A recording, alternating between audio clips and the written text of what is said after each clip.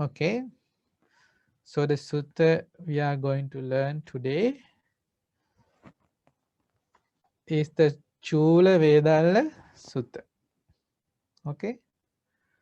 The shorter series of questions and answers. So Vedalla means Dhamma discussion. Okay, that's the meaning of Vedalla. So it's a Dhamma discussion. So what is the point of a Dhamma discussion? Why do you have Dhamma discussions? Here in this sutta, this is the Dhamma discussion between an upasaka. The name of the upasaka is Visakha and a bhikkhuni named Dhammadinna. So the relationship between these two is, so Visakha Upasaka and Dhammadinna in their lay life, before Dhammadinna got ordained, she was the wife of Visakha Upasaka. So this conversation, this Dhamma discussion takes place after she ordained as a bhikkhuni in the Buddha's dispensation. So the purpose, these disciples of the Buddha and Arahants, they discuss the Dhamma for a reason. What do you think is the reason for that? Why are there Dhamma discussions? Because they have realized the Dhamma. But still we find them asking questions and want the other to answer. What is the purpose here? Can anyone tell? For the knowledge of others. Yeah, for the benefit of others, so that we can clarify Dhamma facts that we do not understand, and we can also learn new things that we do not know. And also, when you engage in Dhamma discussion in the proper manner, your mind gets peaceful, it becomes calm, and there is a happiness you derive, a pleasure born of Dhamma, spiritual happiness that you can experience when you engage in Dhamma discussion. For these two purposes, with this in mind, the Arahants, the disciples of Buddha, engage in Dhamma discussions. So we too, if we engage in Dhamma discussions, at the end of the discussion, there should be happiness. The hindrance should subside. Like if it becomes a debate, then the purpose is lost. When another person tells of a Dhamma point, you have to respectfully listen. You may also know the same Dhamma fact that he is telling, and you might think, I can tell it better than he does. But patiently, with respect to Dhamma, you should listen. Let him come out with this point. Because the Dhamma, he belongs to who? The Buddha. It's Buddha's realization, not our understanding. So everyone has equal right to tell the Dhamma, and you have to respectfully listen, and then you share your thoughts in the sense another Dhamma facts. Sharing personal thoughts, personal opinions does not lead to a good Dhamma discussion. So you should always quote from the suttas, the teachings of the Buddha. In this way, both of you, or all the people who are engaged in the Dhamma discussion, they can learn, they can clarify the knowledge they have. So in this way, this is the purpose of a Dhamma discussion. So Vedalla means, this Culavedalla, so Chula means small or shorter. Then there's also the Mahavedalla Sutta. Is also in the Majjhima Nikaya just as this. So it is the greater discourse, greater series of questions. Here it is the shorter series of questions and answer, Q&A, Dhamma discussion, Culavedalla Sutta. So the story behind this is very beautiful. How the lead up to this Dhamma discussion, how that transpired. So I will tell you of that also.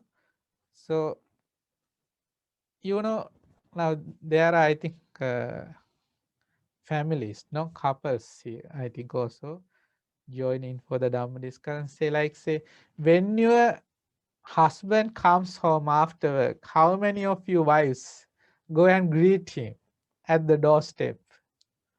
Okay, lovingly greet your husband. Anyone? Occasionally, Bante. Occasionally in other states. So we have 28 participants. Okay, I don't know. I don't know of others. So in this case, the Visakha, like when he in their lay life, Dhammadinna, the wife, she would always greet Visakha when he comes home. Okay, he goes and greets him at the doorstep. So one day, Vishaka, he realized the Dhamma after listening to the Dhamma discourses by Buddha. The very first discourse Buddha did when he came back to Rajagaha, to Bimbisara. King Bimbisara, together with, there were 12,000 all in all people.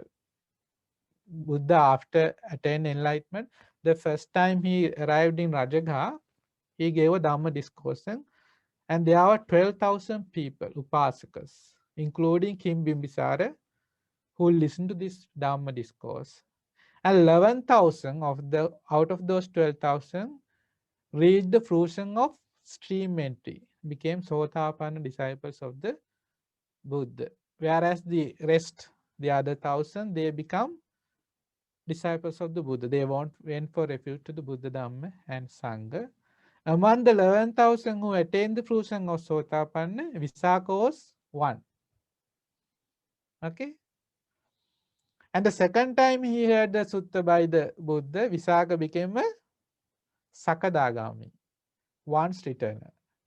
The third time he heard the sutta by the Buddha, another discourse, he became a non-returner, Anagami Upasaka. And that day when he became an Anagami Upasaka, so just as usual, Dhammadinna, the wife, was waiting for him. Like she would look from the window, upstairs window, waiting for her husband to come back afterward, like once he has gone out of the house.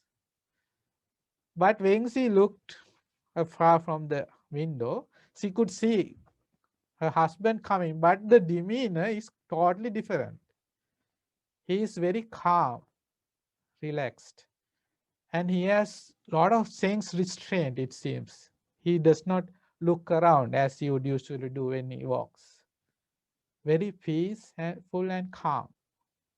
So she noticed the difference. Why now he is a non-returner? He has no desire for sensual pleasures. When you become a non-returner, you have developed samadhi to the four jhanas. Okay, so the samadhi concentration is fulfilled in that respect. So that is a huge development in a person's life. So that you are well based on the four bases of mindfulness. So she noticed a difference in her husband when she looked from the window, through the window in upstairs in their house. So as usual, she ran to greet her husband, opened the door and went to the doorstep. And once he came up the stairs, she extended her hand in greeting. But Visakha, as usual, he did not take her hand. He refused and just entered the house. So imagine what would happen under normal circumstances if this were to happen nowadays. Okay? There would be firecrackers, no? So much of arguing and debating. What's with you? Likewise, then straight away there will be a quarrel. But Dhammadinna, say the wife, she remained calm. She didn't utter a word. She thought, okay, when we have breakfast in the morning, Of course, we talk. I can ask if something is wrong. But at breakfast, Visaka did not come to have breakfast with Dhammadin. He got his serving and he went to another place and silently he sat alone and he had his meal. So still Dhammadina didn't question her husband's actions. She didn't utter a word. She remained silent and thought, okay, at night I will ask what's wrong. Surely when we come to sleep, then we can talk. But that day, Visaka didn't come to sleep with Dhammadina. He went to another room, got another bed for himself, and he slept alone. And Dhammadina wondered, I wonder what has happened. Did someone tell something bad of myself to my husband? Spoke divisively of so that to break up us? Or did I do something wrong unknowingly to my husband? Or does he just have something else on his mind? Anyhow, I should go attend to him, she said. She thought. And she entered the room. So Visasaka asked Dhammadinna, why are you here? So she said, look, did I do something wrong to you? Or do you have something else on your mind? Why are you not talking to me? She asked. Visaka thought, okay, this Dhamma is very difficult for a person to understand.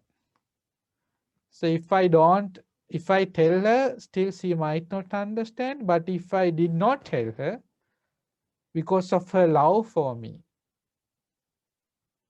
she might not be able to bear the pain of me not talking to her, not telling her why. So Visaka said, I have now realized the teachings of the Buddha. I can no longer engage in a life of sensual pleasures. Therefore, if we are going to be together, you can be in the position of my mother or my younger sister. All the wealth we have, they have a lot of wealth, 400 million on the side of Visaka and 400 million worth on the side of Dhamma Dinna. So all in all, 800 million,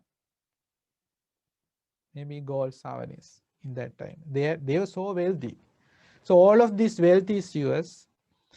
If you wish to remain here, you can be like my mother or my younger sister, but not my wife, because there is no engaging in sensual pleasure, a life of such hereafter. So then, or else if you would like to go to your parents, still you can do that. If you want to marry someone else, still that's okay with me. So then Visaka, then Dhammadinna says, this Dhamma you have, she thought, okay, indeed my husband has realized something profound, or else a man would never talk in this way. A man is not capable of talking in this manner. Surely he has realized something very unique. So Dhammadin asked, okay, can I too realize this Dhamma you have done? Can I also realize the Dhamma just like you did? Then Visakha said, of course. If a person were to practice the way Buddha has taught, surely even a lady can realize the Dhamma.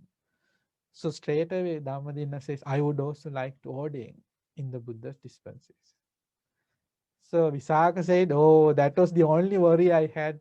What would happen to you if I were to give up this lay life? Now, if you are also willing to ordain, then how good is that? So he quickly went to the king and told the king, my wife, because they were a wealthy family, they had a connection with the king. My wife would like to ordain. So the king said, very good. What do you need me to do? I would like to take her in a golden carriage with all decorations in a procession to the Bhikkhuni monastery. So they arranged it. Dhammadinna was like bathed in perfumes, and she had the best clothes to wear that day. And she was taken to the monastery in a procession in a golden chariot. And she was handed over to the monastery and she got ordained. Once she got in, Visakha paid his respect and came back. So Dhammadinna is a very meritorious bhikkhuni because in a past life, in the time of Buddha Padumuttara, she was poor, a slave girl actually. But she had so much of confidence. She had a very long hair, beautiful long hair. She, because of her confidence, she wanted to give dana to the sangha, but she didn't have the money. So what she did was she cut off her hair and sold it for money. And with that money, she gave dana to a foremost disciple in that Buddha dispensation. And because of the power of that merit, she was able to quickly realize the Dhamma. She got ordained and she left left Rajagha to another forest monastery, and there she realized the Dhamma in a few days and became an Arahant Bhikkhuni. And thereafter she again returned to Rajagha. Then Visakha heard that Dhammadinna, she left for a forest monastery, but still she came back in a few days. So he wondered why. Is she finding it difficult, the practice? Is she going to disrobe once again? So he was worried for his wife. I should go check on her and engage in the Dhamma. It's not proper for me to go and like say, ask whether you don't like this monk life straight away. I can't ask that. So I'd rather question her on some Dhamma facts. So the way she answers, I can decide for myself whether she loves the life of a bhikkhuni, whether she has realized the Dhamma for herself. I can clarify for myself. I can understand for myself. So this is the prelude. This is the lead up to this Dhamma discussion. So now we have the Sutta. So this is how it goes. On one occasion, the Blessed One was living at Rajagha in the bamboo grove, the squirrel sanctuary. So then the lay follower Visakha went to the Bhikkhuni Dhammadinna, and after paying homage to her, sat down at one side and asked her, questioned her in this way. So this is the first question posed by Visakha Upasaka. Lady, identity is said. What is called identity by the Blessed One? So in Pali, the question is Sakkayo Sakkayoti Ayyo Uchati. Katamono ko Ayyo Sakkayo Utto Bhagavatati. Ayyo means Arya, like lady, noble lady. So a respectful way in you address a person because she is now bhikkhuni. Not just a lady, we would say like, my lady, you address in that way, no. So this is a respectful way of addressing a bhikkhuni. So the question is here, lady, identity is said. What is called identity by the Blessed One? Identity means here Sakkaya. What is Sakkaya? Or what is identity? So that was the first question. To which the Visakha, so we are familiar with Sakkaya Ditti, no? We are familiar with identity view. Mhm. Okay. So here it is, what is Sakkaya? What is identity? So we know when you get rid of identity view or Sakkaya Ditti, that means by getting rid of these three fetters actually. Sakkaya Ditti, Vichikiccha, skeptical doubt, Silabhata, Paramasa, clinging to precepts and observers. By getting rid of these three, you become a stream entrant. So Sakkaya Ditti is something we are familiar with. So what is actually Sakkaya or identity? So to which Dhammadinna answers, when Visakha, these five aggregates affected by clinging are called identity by the Vessels One. So the five aggregates affected by clinging, that is identity. So what are the five aggregates affected by clinging? Vedana, Sanya, Sankara, Vijnana. Yeah, form aggregated affected by clinging. Rupa upadana. Feeling aggregate affected by clinging. Vedana. Perception. Perception aggregate affected by clinging. Then formations aggregate affected by clinging, and the consciousness aggregate affected by clinging. Together, these five aggregates affected by clinging is called sakkaya or identity. So, in the first discourse, Buddha said, like in the first discourse, like Dhammacakkappavattana Sutta, in that sutta, Buddha says, Sankittena panchupadana kandha dukkha. Okay? That means, as a whole, in a nutshell, the five aggregates of clinging Is suffering. is suffering.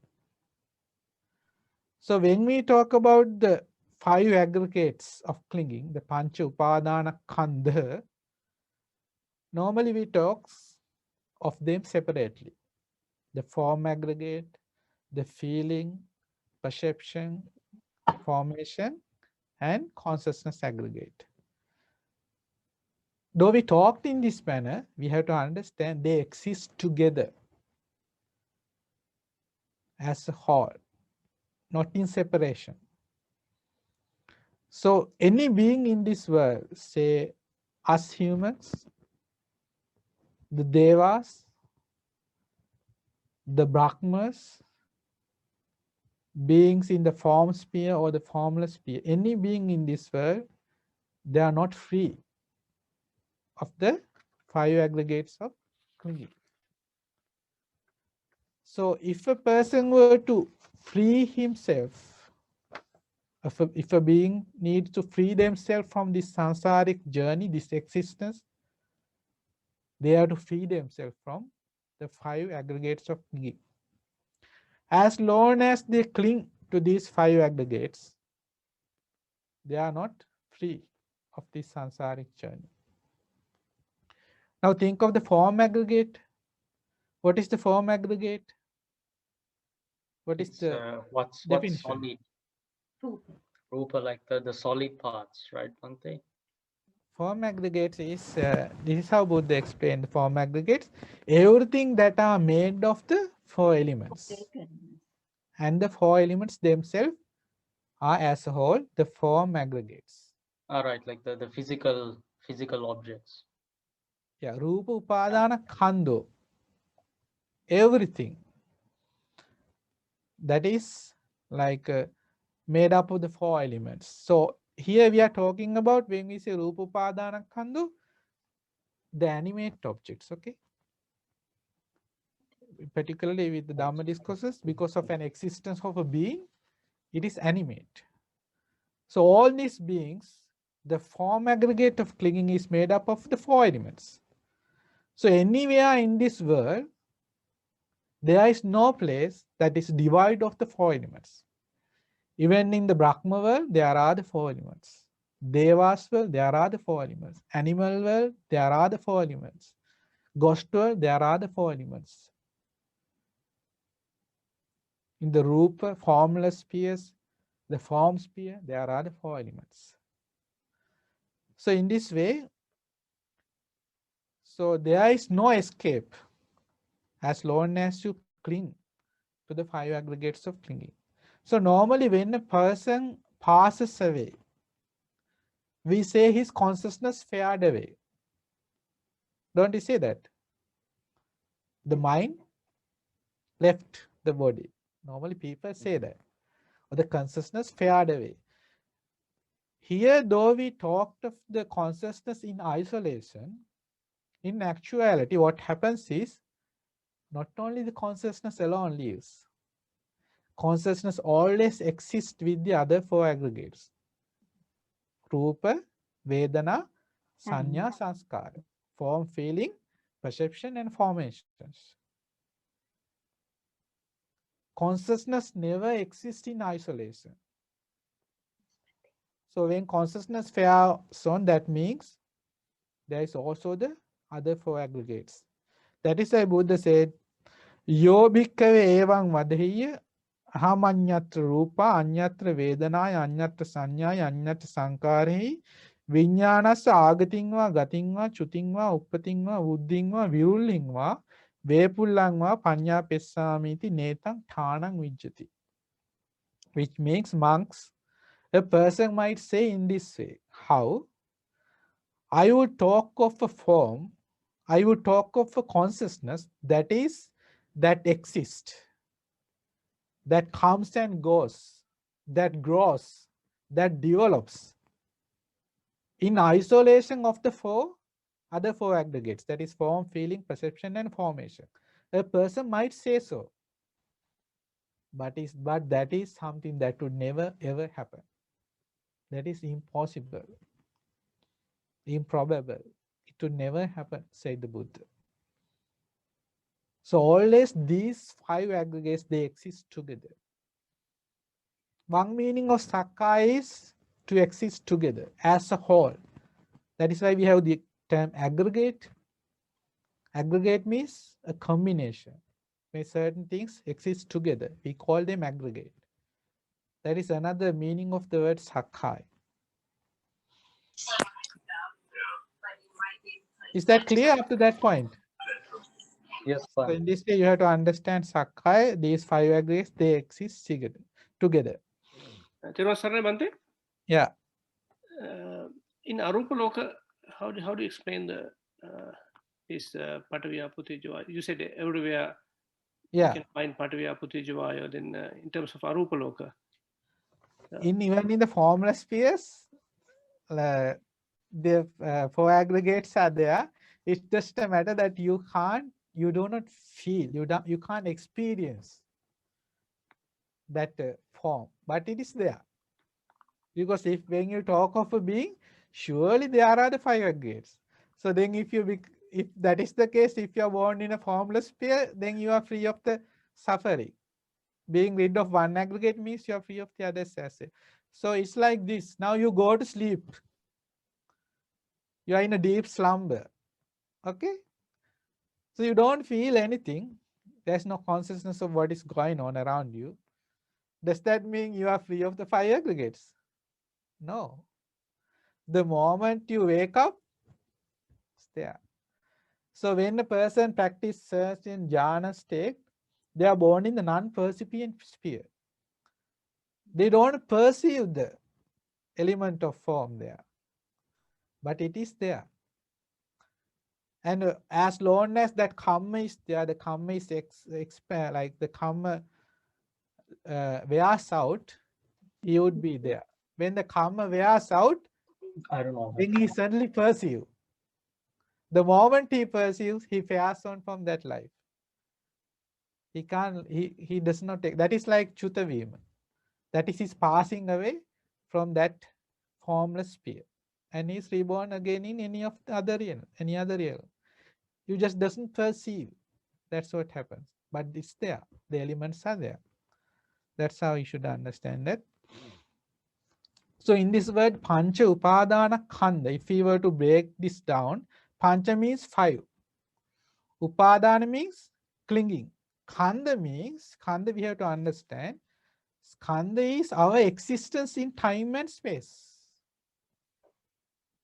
So we as humans, all beings, they existing within time and space. How do we understand? Okay. So Buddha said, Yang kinchi bhikkhave rupang atita anagata paccuppanna.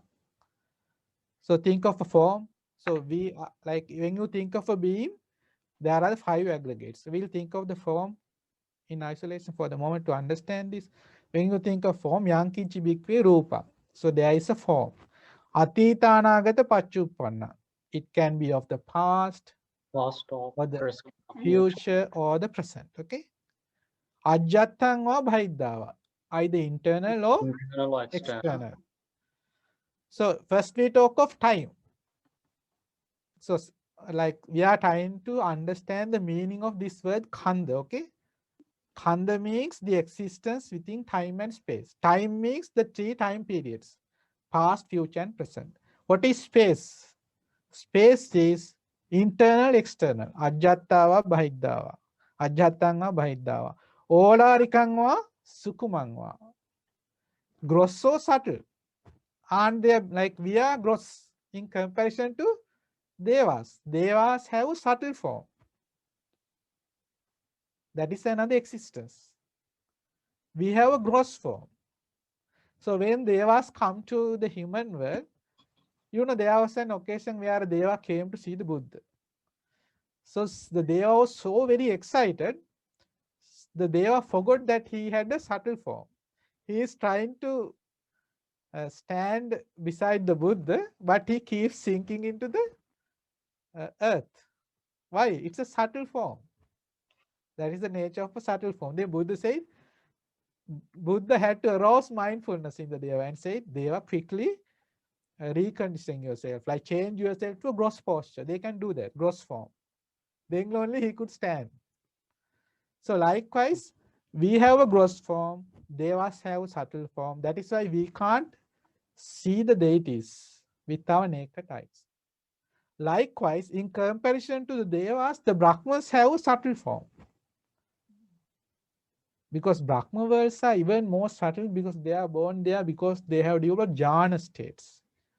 So devas can't see Brahmas, just like we can't see devas. Brahmas are even more subtle in their form. So these are existence. So within this time, past, future, and present, space is where we exist.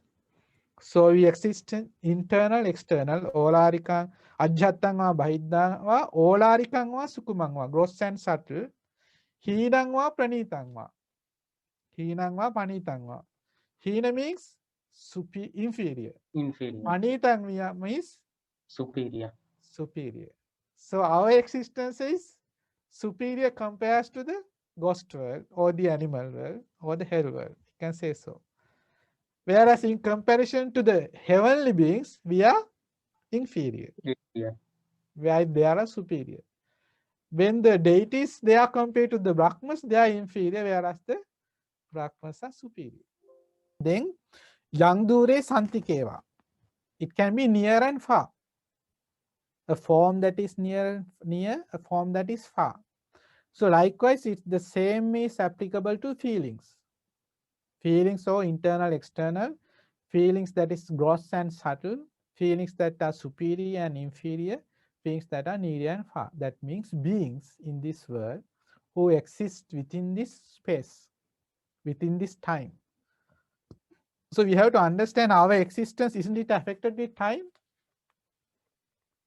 How do you understand that you are affected by time? That is why you age. You know, gradually we all age. Why? Because of time. So think of a Brahma, they have a long lifespan. Say even eons. In some lives, 500 eons. So even that long. So but still, that is also time period, a time span that is expandable. So gradually, the time span, the lifespan of a Brahma even, it diminishes because we are all beings affected by time. So in this way, all these aggregates, the 5 aggregates of clinging, they exist within the time and space. That is why it's called khanda. Okay. So in this way, we discuss the word what? Sakkaya. Sakkaya means so another term for the 5 aggregates of clinging. Okay. So that's what you have to learn and remember. So then he was delighted with the answer. Who? Visakha was delighted with the first answer. So then next he answers again questions. Visakha Dhammadinna. Lady, origin of identity is said. What is called the origin of identity by the Blessed One? So in Pali, Sakkaya Samudayoti Ayya Uchati Katamonuko ayo sakkaya samudaya utto bhagavatati. So, lady, how did this Buddha, how did he thought of the origin of the identity? So, we first discussed sakkaya on the identity. So, now we talk about the origin of the identity. How did Buddha teach of that? So, the answer is given.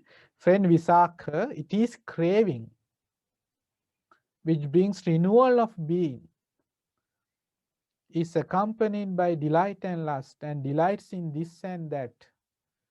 That is craving for sensual pleasures, craving for being, and craving for non-being. This is called the origin of identity by the Blessed One.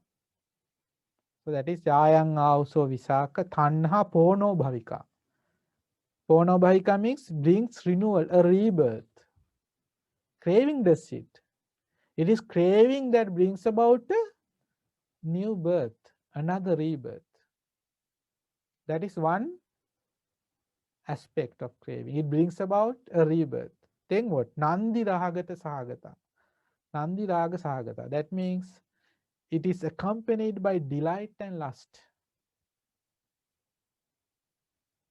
What is accompanied? Craving is accompanied with delight and lust. So that is why craving means actually we delight in things, we are drawn to things that delight us. We are drawn to things that pleasure us. That is craving. The other aspect of craving is tatta tatraha vinandini. That means it delights in whichever existence you find in. That is the other nature of craving. If you are born, say, in a fish tank, okay, then that is your life. That is your family. So you would always delight in living among fish. That is why once you are born in the animal world, there is no way of escape. Escape is very difficult. But you are attached to that livelihood, you are again reborn there. If you are born a bird, you will be attached to your beak, your eyes, your feathers. Just as now you are attached to your body and that family. So that is because now think, because of this craving, your mind becomes very narrow-minded. So there is this case, think, there was a monk, a very virtuous monk, and very knowledgeable of the Dhamma in the time of the Buddha. So this monk, somehow he got a very new robe. So he was very fond of wearing it the next day. So he washed the robes and put it on the cloth line and think, I am going to wear this robe tomorrow. He went to sleep. What happened? Unfortunately, he died. He passed away that night in his sleep. Where was he born? On the robe itself, right, Bante? Yeah, he was born the robe itself as a weevil. Weevil is like a small insect that live in cloths. So he was born there. Buddha saw this. So normally when a monk passes away, whatever he used, the robes, the alms bowl, the Sangha, it belongs to the Sangha thereafter. And it is reused by another monk. That is the normal procedure. So when the monks went to take the robes, Buddha with his divine ear heard that we will calling out. They are going to rob me of my robes. They are going to take away what belongs to me. Now it was Arahants who were going to take the robe. Buddha, so if they actually went and took the robe, he would, because of his anger, averseness toward the Arahants, straight away that we will be born in hell. Now think, we are talking of a monk that had practiced the noble path, lived a virtuous life, very knowledgeable of the Dhamma, but because of his craving, the desire for the robe, he was so narrow-minded, he was born as a weevil. Now all his Dhamma knowledge, is it there? No. He must have been very respectable of the Sangha, the Arahants. Now is it there? No, Does he lament being reborn as a we will. No. See, tatra tatra vinandani. Find delight in whatever existence they find themselves in. And so narrowment, that is their only focus. Because Buddha was there, fortunately, he was able to save that monk. How? Buddha said, until a week passes, do not take the rope. Because Buddha saw that he had the merits, that after a week he would pass on again and be born in the heavenly worlds. So actually the monk after that week was born in the Tusita heaven. So if Buddha was not there, no one can rescue him. He would be born in the hell.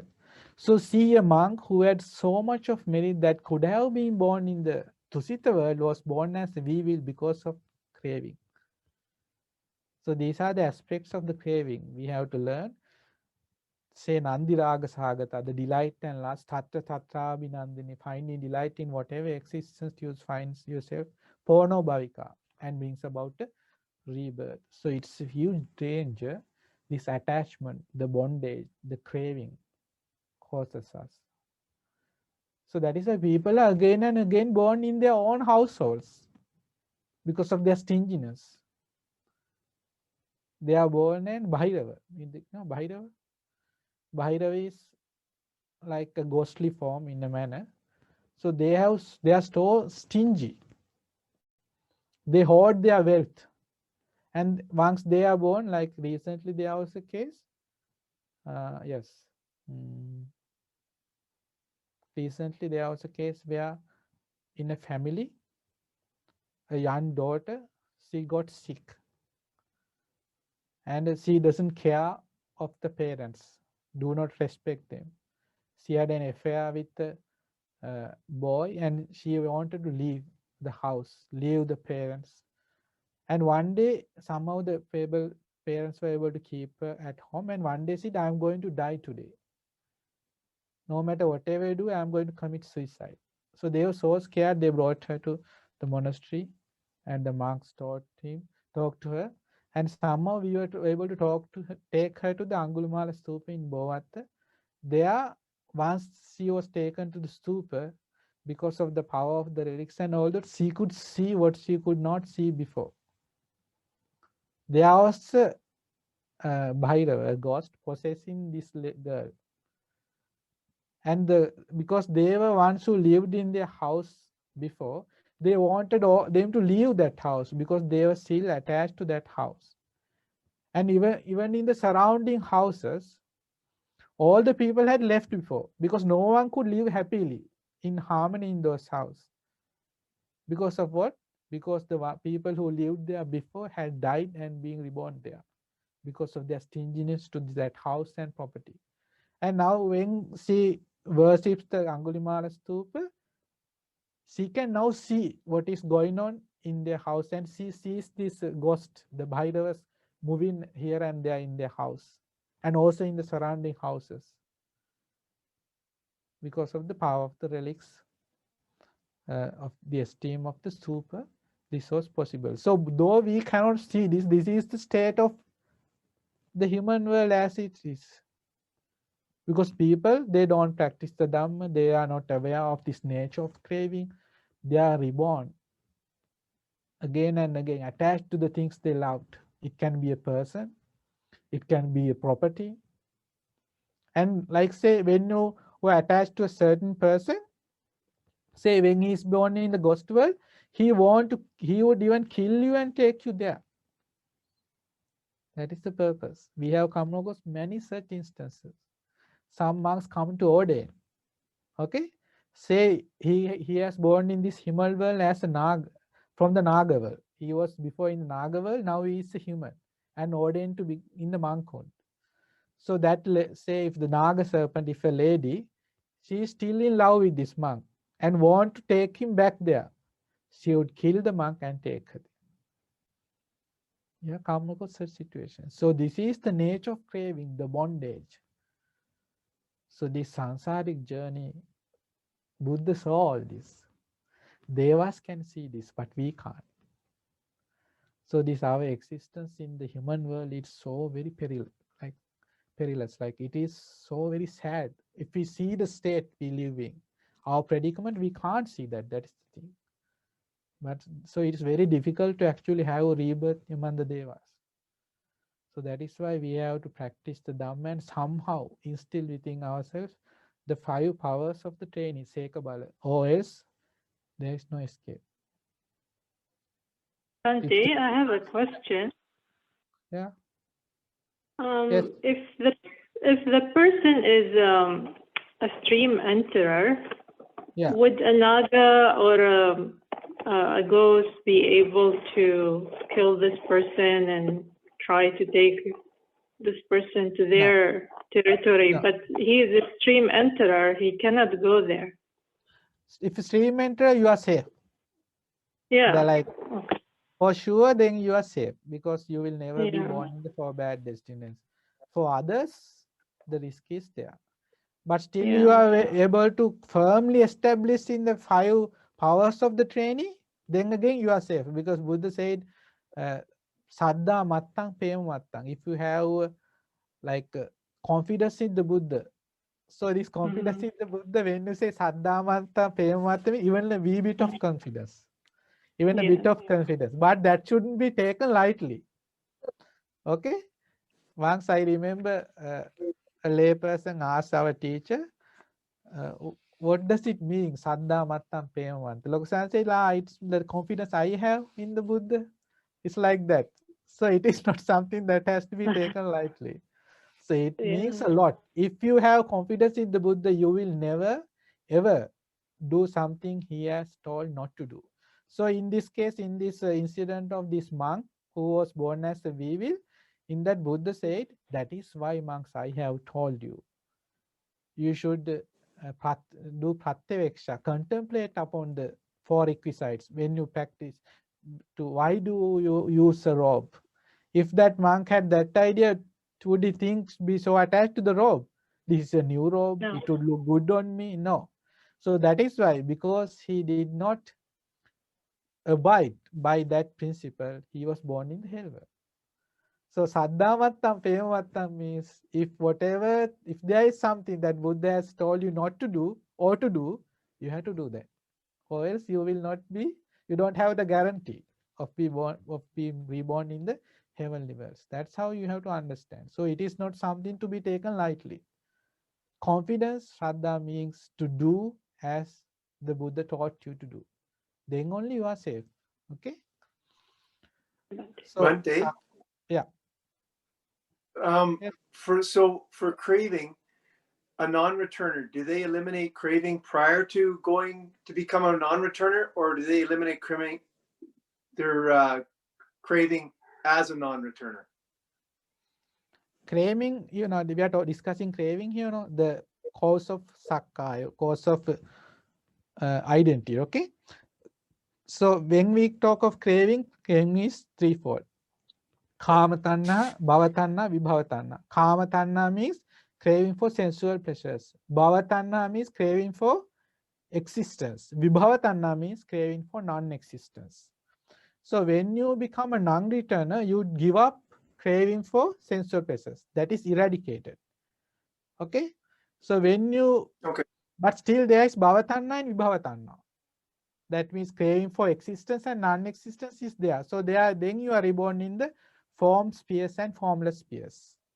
Until you fully eradicate craving, there is rebirth. In the case of Arahants, they have fully eradicated craving. Therefore, they are not reborn. So does that answer your question, Ray? Yes, thank you. Okay.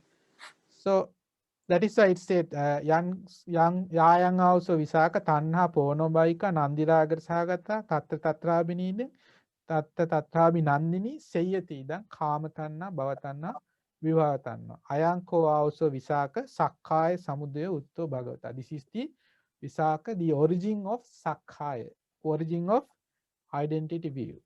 That is craving. Okay, because of craving, there arises identity. Sakkaya. Some people say like, have you heard? Though I have all this property, wealth, family, and friends, relatives, children. I am not attached to any of this. People say this, no? So like these are though they say so, is it true that they are not attached? Because this attachment we have, it is very latent. It can't be seen. It's not on the surface. Like it's like I remember Luxan saying, like, think of the soil on the earth. So soil of the earth, there is what you call fertile there, no? When you if you were to plant a seed there and water, then it sprouts out. Why? Because there is fertility. Likewise, in our mind, there is the fertility. What is the fertility? The asava. So craving is supported by this fertility, the asava, and it surfaces when the time comes. Think of an infant. Do you like does it seem like he's got anger? He's got craving, desire, lust? It's there. The supporting factor, the asava, the kama asava, taints of sensual pleasures, bhavastra, taints of existence, avidya asava, taints of ignorance, it's there. It's latent. It's beneath. It has not still surface. When he matures, when he grows, when he ages, it comes to the forefront. So that is the nature of craving. It is supported by the asava. You know, have you seen when sometimes like there are siblings. Maybe the elder brother hits the younger brother, so the younger one cries. So what does the mother do? She like pretend to hit the elder brother, so the younger one stops crying. She's not actually hitting him. Like you harm the younger one, like you made him cry. Likewise, so in that way he derives pleasure because he's angry. The smaller one is angry, and he delights in the fact the mother is punishing the elder brother. So there is craving.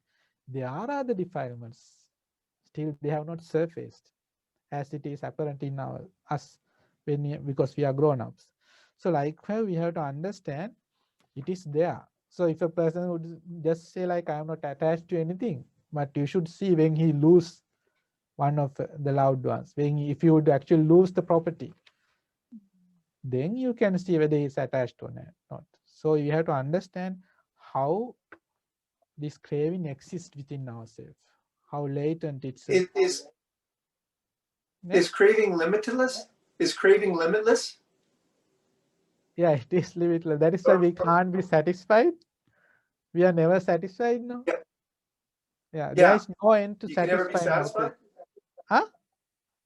Sorry? So it cannot be if you keep satisfied. on, No way.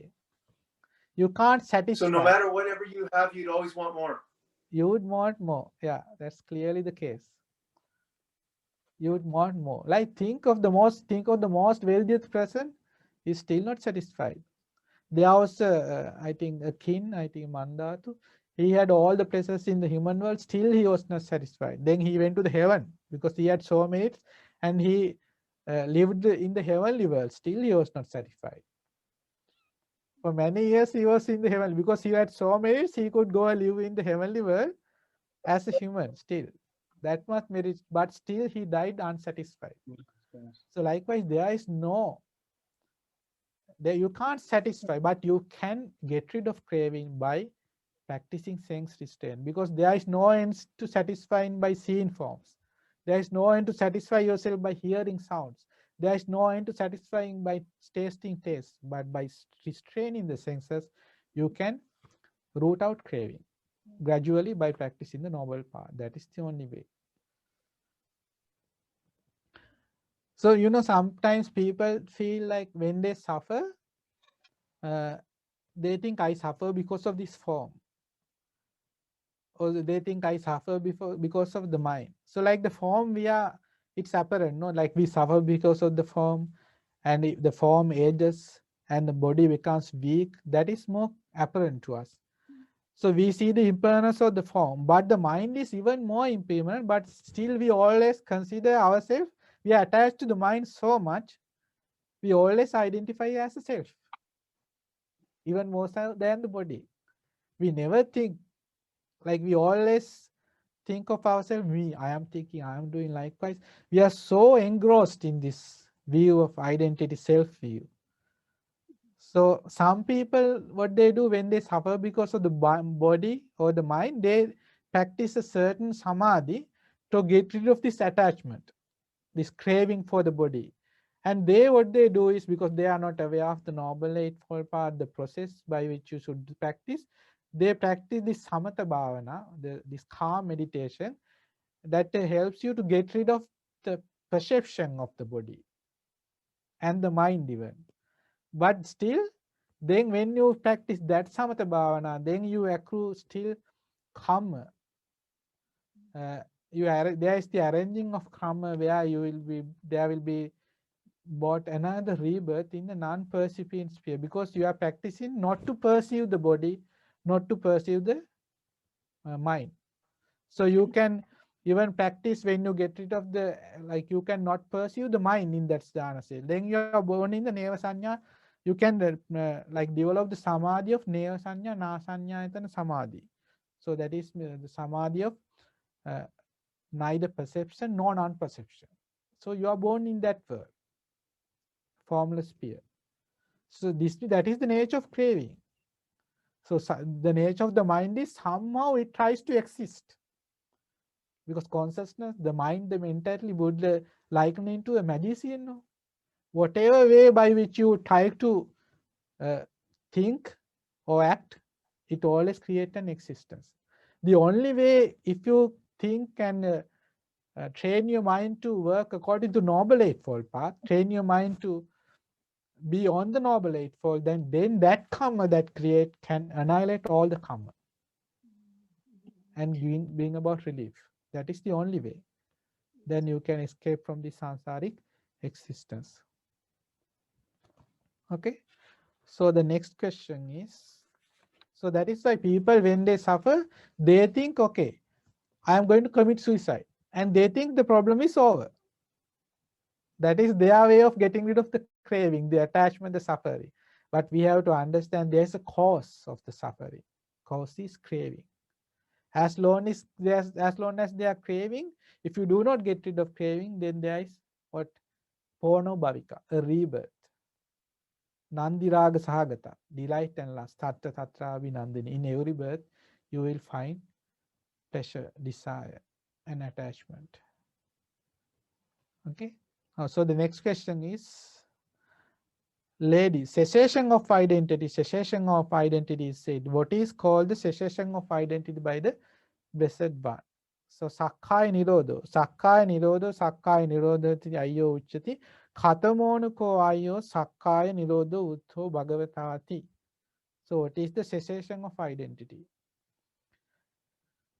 So just because we die, the suffering does not end, because we are reborn. So this identity or the sakkaya, the way to the cessation of sakkaya, the identity is you have to get rid of the root cause, which is craving. We learn sakkaya samudaya, or the origin of identity is what? Craving. If the origin of the identity is craving, then if you get rid of that origin, which is the craving, then that is the cessation of identity. So that is why Buddha say, Yoko auso visaka, tassa eva tanhaya, asesa viraga nirodho, chago patinisaggo, mutti analayo, ayanko auso visaka, sakkaya nirodho, utto bhagavatati. Friend Visaka, it is the remainderless fading away and ceasing, the giving up, relinquishing, letting go, and rejecting of the same craving. This is called the cessation of identity by the Blessed One. So you have to give up craving, reject, relinquish, and let go of craving. That is the way you get rid of the identity. Free yourself from sakkaya, or the five aggregates of clinging. So next question, lady, the way leading to the cessation of identity, the way leading to the cessation of identity is said. What is called the way leading to the cessation of identity by the Blessed One? What do you think is the way leading to the cessation of the identity? That is the Noble Eightfold Path. Friend Visaka, it is just this Noble Eightfold Path. right view, right intention, right speech, right action, right livelihood, right effort, right mindfulness, right concentration. So until you arrive at right view, until you attain right view, until you become a stream entered, you can't really understand what's going on in life. Because now here we describe Sakkaya, Sakkaya Samudayo, Sakkaya Nirodho, Sakkaya Nirodhagami Patipada. So Sakkaya means the five aggregate of clinging. Five aggregate of clinging means suffering. Sakkaya Samudayo means the cause of suffering. Then Sakkaya Nirodha means cessation of suffering. And then path leading to the cessation of suffering. So in essence, we have discussed here what? The Four Noble Truths. So it is when you become a stream entered, when you achieve or attain right view, you get the knowledge of the Four Noble Truths. Then you know truly the Four Noble Truths are in fact a truth. You come to that realization. Then only you understand what you are supposed to do. How to gradually practice the Noble Eightfold in the proper manner and eradicate craving and get rid of your attached to the five aggregates of clinging. Because normally people do not see or understand this aspect. Like when I say a person, so from us people ask like, why have you ordained? This is a common question we get in Sri Lanka. They ask, "Saingan say පැවිදුනේ? කල කිරිලද?" So like, why did you ordain? Because you're so fed up with life, or things did work. They think that we failed in life, that we could not have a good education, we could get a job, we could find a means of living. That's why we ordain. That's what they think. That is their thinking pattern. That's their view of monks, because they failed in life. They took up robes, so people then offer you all the things that you don't have to make a living for yourself. That is their view, their opinion. Why? Because they don't see the reality of life. They have not heard the teachings of the Buddha. They have not learned it in the manner we were fortunate to learn. They have not read the suttas, they don't understand, they don't see the suffering in the sansaric existence. So even an educated person, when he grows old, he's like a child. He can be a doctor, a professor, a scholar, great scholar. But when you gradually become like grow old, you become like a child. Why? The maturity, the spiritual maturity, the wisdom that is born of the teachings of the Buddha, that is not there. And when the faculties fail, then they are at the mercy, and there is no salvation for them, because there is no help them, because they don't know, they have not trained themselves to think according to the teachings of they are not ready to let go of this body, they are not ready to let go of the possessions, their wealth, the property, their family, their fame and fortune even. They are so very narrow-minded. And where do you think they are born? Despite all their knowledge, wealth, property, and all that, fame and fortune, in the bad destinations. That is what happens if you do not practice the path, if you do not develop your wisdom, because wisdom is something that has to be nurtured. How do you nurture wisdom? By practicing samatha and vipassana. If you do not nurture wisdom, it is also something that is conditioned. It will gradually decline, it will diminish, and it will wear off. So that is one thing you have to nurture in your life. That is the Kalyana Mitra that is within you, that you have to nurture. Because it is one day this developed wisdom that the wisdom that you have developed within yourself, that will one day rid you from this samsaric journey. A person can have all the wealth in the world, but if he does not have the wealth of wisdom, then he's a poor person. So that is why we have to try to understand and practice to some extent this Dhamma, and to grow in wisdom, nurture our wisdom. That is something we should all do. So, the nature of the wise person, Buddha gave a very nice simile to understand that. Buddha said there is a person living a very luxurious life. He's got a very gorgeous, beautiful wife.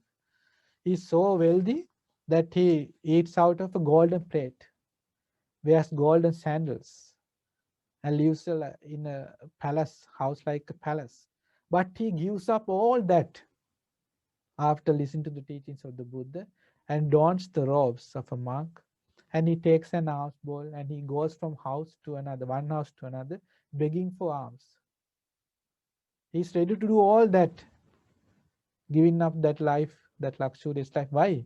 Because he see the nature of the samsaric journey and he want to free himself from this first opportunity he got, this chance. He want to make the most of that. So that is the nature of the wise person. Then Buddha said the foolish person, he is living in a hut, so very poor. And he has a wife that is ugly, not beautiful, wearing ragged clothes and eating out of a like say coconut shell or something, like very poor utensils, like, but still he is attached to these things. He can't give that up. Why? The wisdom is not there. It's not wise enough. How sad. But in the time of the Buddha, you see, kings gave up their kingship. Ones who were destined to be kings, even our Buddha, universal monarch, he was destined to be universal monarch. Many princesses, Bhaddavagga Kumara, likewise, they gave up instantly all the luxuries, the wealth they had to realize the Dhamma. That is wisdom. So next question, okay? Lady, is that clinging the same as these five aggregates affected by clinging, or is the clinging something apart from the five aggregates affected by clinging? Is clinging the same as the five aggregates of clinging, or is it something apart from the five aggregates of clinging? That's the question. What do you think? Is the clinging, the bonding, the attachment the same as the five aggregates of clinging, or something apart?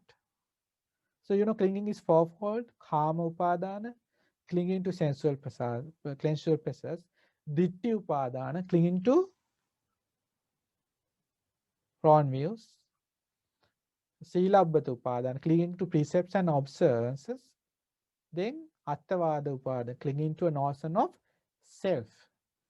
So the question is it the same as the five aggregate of clinging or something apart from that? Then the answer is given, friend Visaka, that clinging is neither same as these five aggregates affected by clinging, nor is clinging something apart from the five aggregates affected by clinging.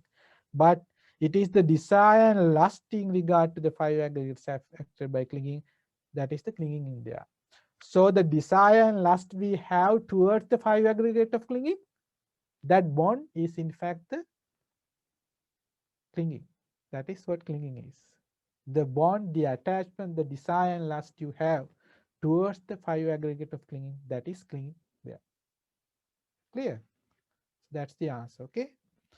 So lady, how does identity view come to be? Sakkaya Ditthi. So now we arrive at Sakkaya Ditthi. How does Sakkaya Ditthi or the identity view come to be? So here there is this the answer, okay? Here friend Visaka, an untaught ordinary person who has no regard for noble ones and is unskilled and undisciplined in their Dhamma, who has no regard for true men and is unskilled and undisciplined in their Dhamma. So that means an everyday man, a normal person who has not come across the teachings of the Buddha or the Sangha. So such a person would regard material form as self. Think of the form, this material form made up of the four elements. He think the form as a self. He think this form is made up of self, or self as possessed of material form, or he think there is a self that is made up of the material form, or he thinks of material form as in self. He thinks there is a material form in a self. Okay? Or he thinks or self as immaterial form. Or there is a self within the form itself. So he is deluded to thinking in this manner. With regard to the feeling, again he thinks he regarded feeling as self. or self as possessed of feeling, or feeling as in self, or self as in feeling. Can someone tell with regard to perception, how is a person deluded? He regards perception as self, or self made of perception, or perception as in self, or self as in perception. What about formations? Someone? Is it difficult? Okay, he regards formations as self. Okay, or self as formations, self as possessed of formations, or formations in self, or self in formations. The same, he regards consciousness as self, or self as possessed of consciousness, or consciousness as in self, or self in consciousness. So these are called what we call Visyakara Sakkaya Ditthi, the 20-fold self-view or identity view. Why does a person come deluded? Why is he deluded in this manner of the 5 aggregates in this way? Because he is incapable to see the conditioned phenomena, the cause and effect phenomena. That he doesn't see that form is conditioned by what? Made up of the 4 elements. That is the cause, and the result is the form. Then with regard to feeling, feeling is made up of what? Cause of the feeling. It's the contact. Contact. So perception, what is born of? Perception is born of again? Contact. Contact bonding. Contact. Then volition, volitional formations. Chetana, Contact. again contact. So then what? Consciousness is born of what? Name and form. Name. Nam. Nama Rupa. Name is Vedana, Sanya, Chetana, Passa, Manasikara. No, that is Vedana, feeling, Sanya, perception, Sankara, volition, Vedana, Sanya, Sankara, Passa, Manasikara, contact and mental awareness. And Nama is, that's Nama, Rupa is the 4 elements. So in this way, consciousness is made up of the name and form. So in this way, we have to understand all these 5 aggregates are conditioned. So it is not something you should regard as self. So if you regard it to regard something as self, it has to be permanent. If it is permanent, then you can regard it as self. Regarding itself as a self or Atma means you can exercise control over it. You can willfully control it. But do you find that you can willfully control any of these aspects? The form, feeling, perception? No, Bhante. Volition or the consciousness? No. No, Swami. We can't control. We have no control of this. Why? Because anatta, non-self. So that is why, that is how identity will come to be, when you think you can actually control them, when you think they are permanent, but in fact they are impermanent. Lady, how does identity view not come to be? And then the answer is given. A noble disciple, here friend Visakha, a well-taught noble disciple, who has regard for noble one and is skilled and disciplined in their Dhamma, who has regard for true men and skilled and disciplined in their Dhamma, does not regard material form as self. He does not regard material form as self, or self as possession of material form, or material form as in self, or self as in material form. Why? He know the material form is made up of the 4 elements. He know it is something conditioned. So he does not see a self there. Something permanent, something that can be controlled. He sees that it's not self. It's the same regarding to the feeling, perception, volition, and consciousness. So though we talked of this, all this, okay, to actually understand and realize what you have to do, you have to develop Satipatthana, the 4 basics of mindfulness. You have to develop the normal 8-fold path, or else you can't realize any of these facts. So then only you can realize the truth Yeah, of the 5 aggregates of thinking. Any Bhante, question? and can I ask a question, Bhante? Yeah, sure. Here in the consciousness, it's the 6 consciousness that we have to think about. The eye consciousness, the ear consciousness, nose, Yeah. tongue, and body and mind. Mm-hmm. So we have to think about the 6 of them when we contemplate about the impermanence and non-self. Because with regard to consciousness, though we talk of consciousness as the 6 consciousness in separation for the purpose of understanding, it's the same. Mm-hmm. It's the same consciousness. And Buddha gave the simile like, say, we create a fire out of log. So we call it after the logs itself, because logs cause the fire. It's a log fire. You create a fire out of hay. It's like a hair fire or something, like we call out of the thing that actually supported the arising of the fire. So here we call it eye consciousness because if it arises in the eye, in the ear, nose, tongue, body, mind, likewise. But it's the same consciousness, because in any given moment, consciousness would arise only in one faculty out of the 6. Mm-hmm. Because your mental awareness, manasikara, would be with one faculty. That is one. When you read a book, someone would come and talk to you, will not hear that. Why? Your focus is with the book. Your consciousness is with the actually reading the text, not hearing what another person is telling you. That happens, no? You are experiencing. Yes. No? Yes. Yes. So likewise, consciousness would be with one faculty at any given moment, but it's the same consciousness. I think that answers this question now. Yes. Thank you, Bhante. Welcome. So next, lady, what is the Noble Eightfold Path?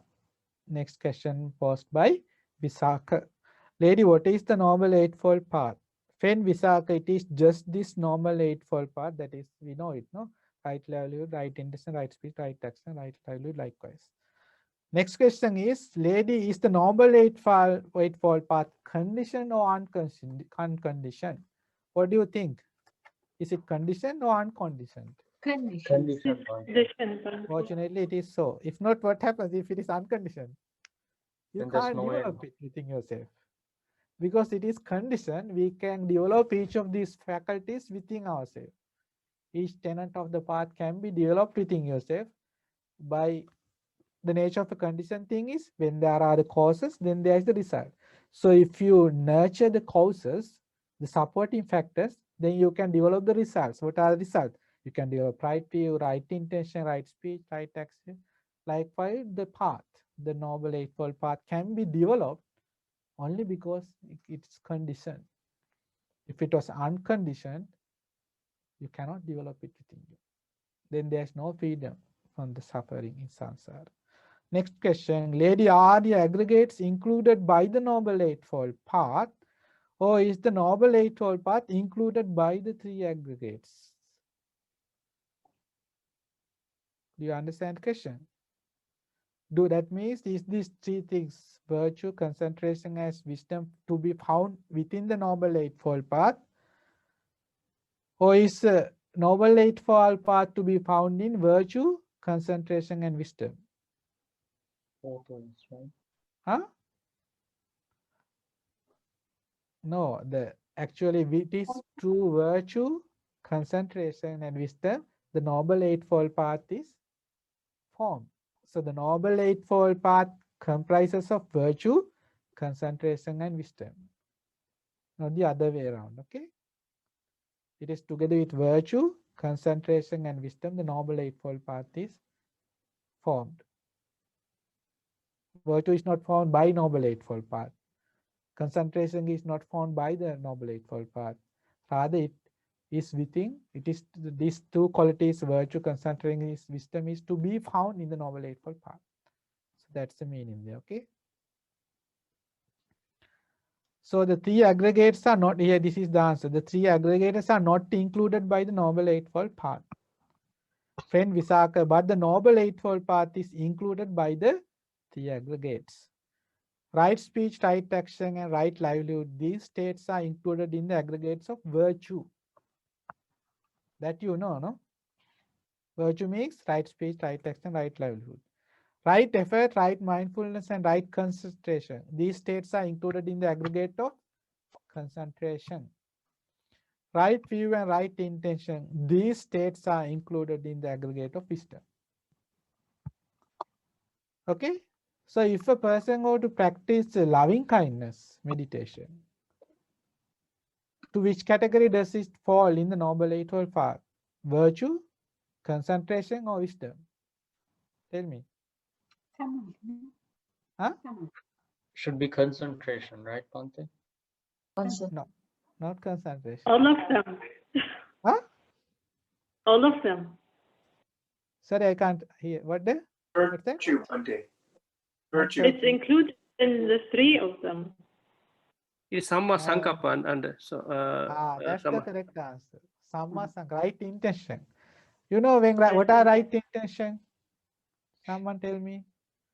Kama Nekama Sankalpa, thoughts of renunciation, thoughts of Non-harming. Oh yeah, that.